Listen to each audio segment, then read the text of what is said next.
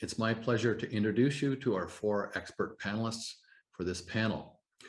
The first is Anna Rose, who is the director at Space Syntax in London, UK, and is an architect and urban planner specializing in mixed-use master plans and public realm projects.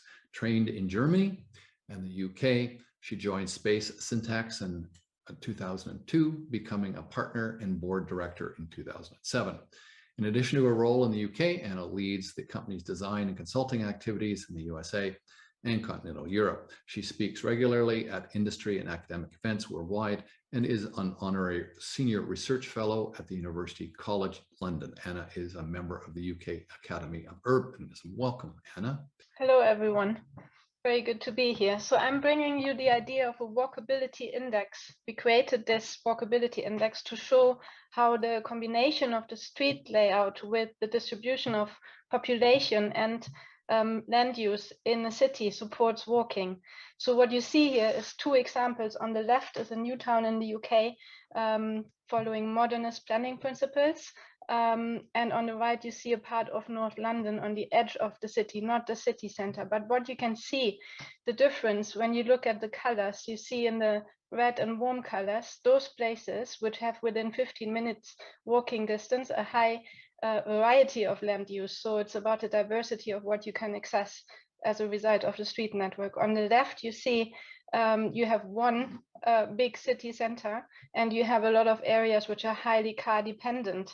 So this is a problem. So why this index? We have done this analysis and correlated it with actual walking levels across the UK. And we found that it predicts very well where people, for example, choose to walk to work.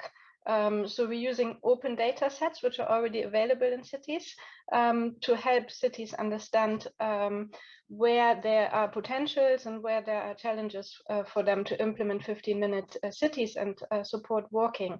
So we can use this data to identify areas where we can find quick wins through implementation of physical projects, but also where we need more long-term thinking and maybe non-physical solutions in the meantime. For example, in areas which are locked in physical structures, where it wouldn't be efficient to have all these users all over, like many real places. We talked about suburban areas in North America, for example.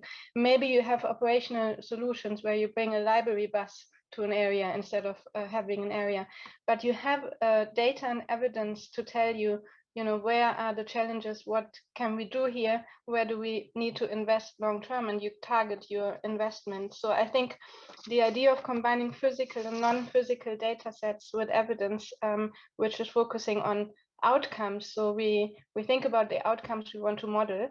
We look at the data landscape we have available in different places of the world, and we create these evidence-based models which help policymakers also to argue for investment and change. So this is the idea of using data and a walkability index to help achieve the outcomes we agree as societies we want to achieve in cities. Thank you very much.